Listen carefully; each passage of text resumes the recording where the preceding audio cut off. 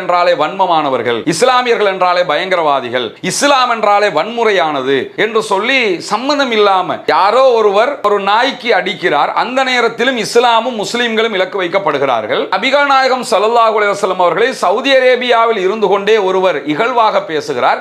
அதற்கு Saudi Arabia தன்னுடைய நாட்டு சட்டத்தை இம்ப்ளிமெண்ட் பண்ணியிருக்கிறாங்க. இப்பொழுதும் இஸ்லாமியர்களும் முஸ்லிம்களும் குறிவைக்கப்படுகிறோம். இது என்ன விதத்துல நியாயம்? அவரை நீங்க மன்னிக்க கூடாதான்னு கேட்கிறாங்க. இந்த இடத்துல சவுதி அரேபியாவை பொறுத்தவரையில அவங்க தங்களுடைய நாட்டு சட்டத்தை பார்க்கறாங்களே தவிர இது முஸ்லிமாக இருக்கிறாரா, ரிசானா நஃபீக்கு நம்ம ஆளு, எனவே அவளுக்கு மன்னிச்சு வெளியே விட்டுருங்க. அதே நேரத்தில் கேரளாவுல மாட்டிக்கிட்டவர் நம்ம ஆள், அவர் ஒரு முஸ்லீம், நசீர் வேற பேர் வச்சிருக்கிறாரு, மற்றவர் முஸ்லிமா இருக்கிறாரு, மன்னிச்சு விட்டுருங்க. இந்த மாதிரியான போக்குகள் அவங்க நடைமுறைப்படுத்தவே இல்லை சகோதரர்களே. அவங்களோட நடைமுறை எப்படி இருக்குதுன்னு கேட்டா தண்டனை, குற்றம், தீர்ப்பு என்னங்கிறத மட்டும் தான் பார்க்கறாங்க. அந்த அடிப்படையில்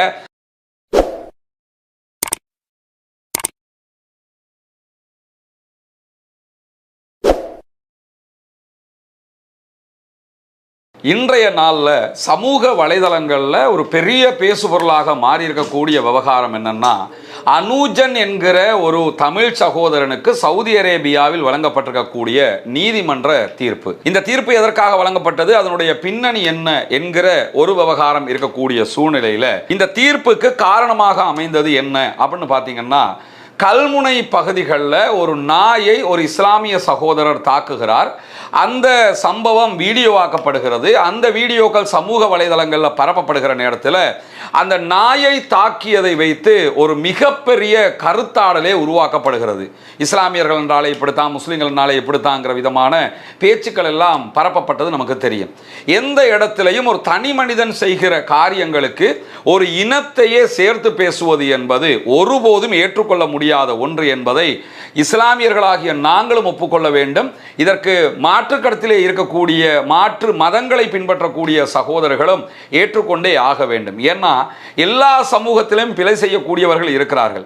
அந்த பிழைகளுக்கு அந்த சமூகமோ அந்த சமூகம் சார்ந்த கொள்கை கோட்பாடுகளோ காரணமாக அமையாது. ஆனால் கல்முனையில் ஏற்பட்ட அந்த சம்பவத்தை தொடர்ந்து இஸ்லாமியர்கள் என்றாலே இப்படிப்பட்டவர்கள் என்கிற விதமான கருத்துக்கள் தெரிவிக்கப்பட்டது. அந்த கருத்தினுடைய உச்சம்தான் சவுதி அரேபியாவில் வேலை செய்து கொண்டிருந்த அனூஜன் என்கிற சகோதரன் நபிகள் நாயகம் ஸல்லல்லாஹு அலைஹி வஸல்லம் அவர்களை இழிவாக கருத்து தெரிவித்தது. இஸ்லாமியர்களாகிய நாங்கள் நபிகள் நாயகம் ஸல்லல்லாஹு அலைஹி வஸல்லம் அவர்களை உயிரை விட மேலாக நேசித்துக் கொண்டிருக்கிறோம். எங்களுடைய தாயை விட, தகப்பனாரை விட, நாங்கள் பெற்றெடுத்த பிள்ளைகளை விட நாங்கள் நேசிக்கிற உலகத்தில் யார் இருந்தாலும் இவங்க எல்லாமே இரண்டாம் பட்சம் தான். முதலாவது இடமாக முஹம்மது நபி ஸல்லல்லாஹு அலைஹி வஸல்லம் அவர்களைத்தான் நாங்கள் நேசிக்கிறோம். அந்த வகையில் நபிகள் நாயகம் ஸல்லல்லாஹு அலைஹி வஸல்லம் அவர்களை இந்த சம்பவம், நாய்க்கு ஒரு முஸ்லிம் சகோதரர் தாக்கிய சம்பவத்தோடு ஒப்பிட்டு ரொம்ப கேவலமாக அசிங்கமான வார்த்தைகளை கொண்டு அனூஜன் என்ன பண்றாருன்னா சமூக வலைதளத்தில் பதிவிடுறாரு.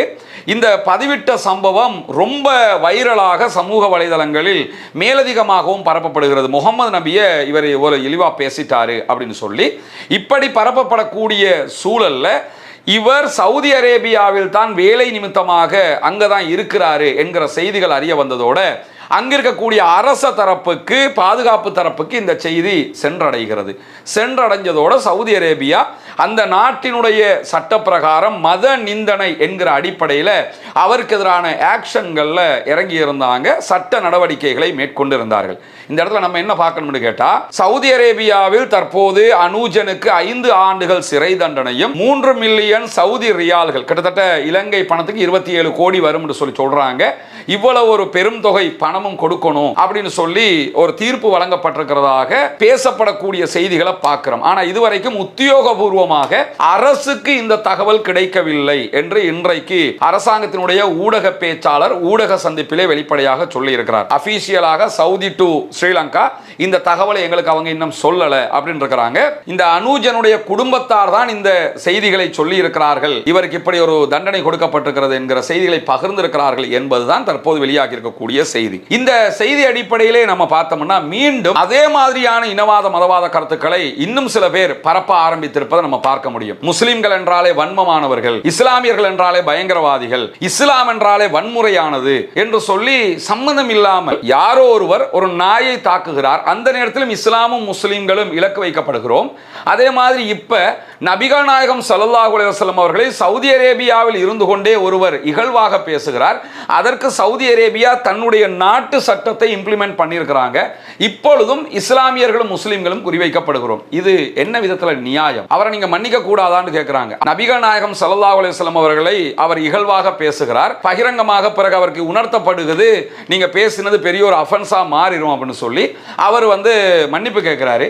மனதளவில் அவரை மன்னிப்பதில் யாருக்கும் எந்த பிரச்சனையும் கிடையாது. ஆனா மன்னிப்பு என்பது தனி மனிதர்கள் சார்ந்த ஒன்றாக இருக்கிறதே தவிர ஒரு நாட்டு சட்டம் சார்ந்தது கிடையாது. ஒருத்தர் கொண்டுறாரு, கொண்டதுக்கு பிறகு உங்க தகப்பனாரை நான் கொண்டுட்டேன், என்ன மன்னிச்சிருங்க என்று சொன்னா என் தகப்பனாரை நீங்க கொண்டீங்க நான் மன்னிச்சிடுறேன் அவர் சொல்லலாம். நாட்டு சட்டம் அதை ஏற்றுக்கொள்ளுமா? நாட்டு சட்டம் முறைப்படி வழக்கு பேசி நீங்க கொன்றீங்கன்னா கொன்றதற்குரிய தண்டனையை தரும். ஒரு தனி மனிதன் ஒருவரை மன்னிப்பது என்பது வேறு, ஒரு நாடாக அதற்குரிய தீர்ப்பை சொல்வது என்பது வேறு. இப்பொழுது நடந்திருப்பது என்ன? சவுதி அரேபியாவில் அவர் வேலை பார்க்கிறார். கிட்டத்தட்ட 7 தொடக்கம் 7.5 லட்சங்கள் அவர் சம்பளம் பெற்றுக் கொண்டிருக்கிறார் என்கிற செய்திகள் எல்லாம் நம்ம அறிய கிடைச்சிருந்தது. அது உண்மையா பொய்யா என்கிற செய்திகள் மேலதிகமாக இருக்க வேண்டிய ஒரு விவகாரம். ஆனால் ஏதோ ஒரு வகையில் அவர் சவுதி அரேபியாவில் பணி நிமித்தமாக இருக்கிறார். எந்த நாட்டுக்கு நம்ம வேலைக்கு போனாலும் அந்த நாட்டுக்கு ஒரு ரூல் இருக்குதா இல்லையா? அந்த நாட்டுக்கு ஒரு சட்டத்திட்டம் இருக்குதா இல்லையா? அதை ஃபாலோ பண்ணித்தானே நம்ம வாழணும். இந்த நாட்டுக்கு ஒருத்தர் வெளிநாட்டில் இருந்து அவர் நினைச்ச மாதிரி செயல்பட முடியுமா? சரி, இந்த நாட்டில் இருக்கக்கூடிய நான் இஸ்லாமியராக இருக்கிறேன், ஒரு பௌத்த மதத்தை நான் இகழ்வாக பேச முடியுமா? அல்லது ஒரு இந்துவாக இருக்கிறவர் கிறிஸ்தவ மதத்தை இகழ்வாக பேச முடியுமா? அல்லது ஒரு கிறிஸ்தவர் இஸ்லாத்தை இகழ்வாக பேச முடியுமா? அவரவருடைய மதத்தை அவரவர் பின்பற்ற வேண்டுமே தவிர இன்னொருவருடைய மதத்தை, அவர்களுடைய கொள்கை கோட்பாடுகளை இகழ்வாக்க முடியாது.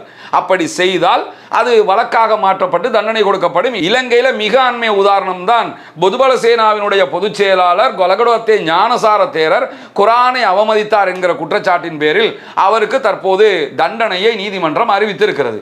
இப்படி யார் மத நிந்தனையில் ஈடுபட்டாலும் அவர்களுக்கு எதிராக இலங்கையை இப்படியான சட்டங்களை வச்சுக்கிட்டு இருக்கிறோம். ICCPR இருக்குது, இந்த மாதிரி பல சட்டங்கள் இருக்கிறது. சவுதி அரேபியாவை பொறுத்தவரை சவுதி அரேபியா அவங்களுக்கு ஒரு சட்டக்கோவையை உருவாக்கி இருக்கிறார்கள். அந்த நாட்டு சட்டப்படி யாராவது மத நிந்தனையில் ஈடுபட்டால் அவர்களுக்கு இந்த மாதிரி தண்டனை கொடுப்போம் என்று சொல்லி வச்சிருக்கிறாங்க. அவங்களுடைய கோர்ட்ஸ்ல வழக்கு வாதாடப்பட்டு அதிலே இந்த தீர்ப்பு வழங்கப்பட்டிருக்கிறது. இப்பொழுது இலங்கை மக்களுடைய கடமை என்ன? அங்கு கொடுக்கப்பட்ட தீர்ப்பு சரியா பிழையான்னு சமூக வலைதளத்தில் சண்டை பிடிச்சி மீண்டும் இஸ்லாத்தை ஒரு சாரார் கேவலப்படுத்துவதும், முஸ்லிம்களை இன்னொரு சாரார் அசிங்கப்படுத்துவதும், முஸ்லிம்களாக இருக்கக்கூடிய சில பேர் போய் இன்னொரு சாராரை அசிங்கப்படுத்தும் விதமாக பேசுவதும், இதுதான் நம்முடைய கடமையா? இதுதான் நம்முடைய காரியமா? இது நம்ம வேலையை கிடையாது சகோதரர். இது இன நல்லுறவை உண்டாக்காது, இனங்களுக்குள் மாபெரும் பிளவை உண்டாக்கும். ஒருவர் இன்னொரு மதத்தை கேவலமாக பேசினால், அசிங்கமாக பேசினால், இகழ்வுபடுத்தினால் அது 100% பிழை. அந்த பிழைக்கு தனி மனிதர்களாக ஒருவர் மன்னிக்க நினைக்கிறாரா? அவர் மன்னிப்பு கொடுக்கலாம். நான் மன்னிக்க நினைக்கிறேன், ஓகே, நான் அனுஜனை மன்னிச்சிட்டேன் அப்படிங்களாம். நீங்கள் மன்னிக்க நினைக்கிறீங்களா? நீங்கள் மன்னிச்சுட்டு போகலாம். ஆனால் ஒரு நாட்டின் சட்டம் என்ன முடிவெடுக்கும்? அது இலங்கையாக இருக்கலாம், இந்தியாவாக இருக்கலாம், சவுதினால இப்படித்தான், சவுதி அப்படிப்பட்ட நாடு, இப்படிப்பட்ட நாடு, அந்த கருத்துக்களை எல்லாம் நம்ம பார்க்குறோம். இதெல்லாம் தெரிஞ்சுக்கிட்டு தானே ஒருத்தர் வேலைக்கு போவார். சவுதி அரேபியாவில் கொலை செய்தால் அவர்கள் கொலைக்கு கொலை என்கிற விதமாக தண்டனை கொடுப்பார்கள். அது யார் என்னன்னு பார்க்க மாட்டாங்க. ஒரு விவகாரத்தை தெளிவாக புரிஞ்சுக்கிறங்க. இலங்கையினுடைய கிண்ணியா அல்லது மூத்தூர் பகுதிகளில் இருந்து ரிசானா நஃபீக் என்கிற ஒரு பிள்ளை சவுதி அரேபியாவில் ஒரு வீட்டுக்கு வேலைக்கு போறா. அந்த வீட்டில் வேலை பார்த்துக்கிட்டு இருக்கிற நேரத்தில் அந்த வீட்டு குழந்தைக்கு பால் கொடுக்கிற நேரம் அந்த குழந்தை மரணிச்சிருது. மரணத்தை பொறுத்த வரையில் இந்த ரிசானா நஃபீக் அந்த குழந்தையை கொன்றாள் என்பதுதான் சவுதி அரேபியாவின் நீதிமன்ற தீர்ப்பாக இருந்தது. ரிசானா நஃபீக்கு மரண தண்டனை என்று அறிவித்து விட்டார்கள். அப்பொழுது இலங்கையில் மஹிந்த ராஜபக்சேனுடைய ஆட்சி காலம்.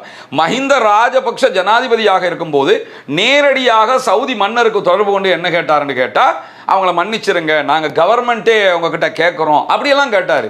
சவுதி மன்னர் என்ன சொன்னார்னா, கொலை செய்தது என்னுடைய குடும்பத்தை சேர்ந்தவளை கிடையாது, அவங்க கொலை செஞ்ச குடும்பத்தை சேர்ந்தவங்க மன்னிச்சாங்கன்னா நாங்கள் மன்னிச்சிருவோம், அவங்க தான் அந்த மன்னிப்பை தரணுமே தவிர நாங்கள் தர முடியாது, எனவே அந்த குடும்பத்தோட பேசுங்க அப்படின்னு சொன்னாங்க. குடும்பத்தோட பேசிய நேரத்தில் குடும்பம் அதுக்கு ஒத்துக்கொள்ளலை.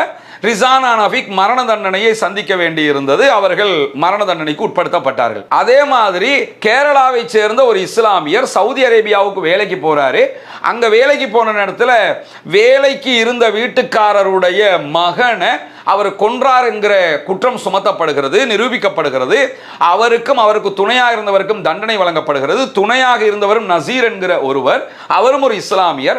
அவருக்கு 10 ஆண்டு காலம் சிறை தண்டனை விதிக்கப்படுகிறது. இவருக்கு மரண தண்டனை விதிக்கப்படுகிறது. விதிக்கப்பட்டதற்கு பிறகு 10 ஆண்டுகளுக்கு பிறகு நசீர் விடுவிக்கப்பட்டு விடுகிறார். இவர் குடும்பத்தாரிடத்தில் ஒரு கோரிக்கை வைக்கிறாரு, எனக்கு ஏதாவது ஒரு வாய்ப்பு தாங்கன்னும் போது எங்களுக்குரிய தண்ட பணத்தை நீங்க தந்துட்டு ரிலீஸ் ஆகிக்கலாம்னு சொல்றாங்க. அந்த தண்ட பணத்தை கொடுக்கிறதுக்காக முழு கேரள மக்களும் சேர்ந்து அந்த தண்ட பணத்தை 3 கோடி அல்லது 3.5 கோடி இருக்கும்னு நினைக்கிறேன் வசூல் பண்ணி இந்திய ரூபாய்கள்ல கொடுத்தாங்க.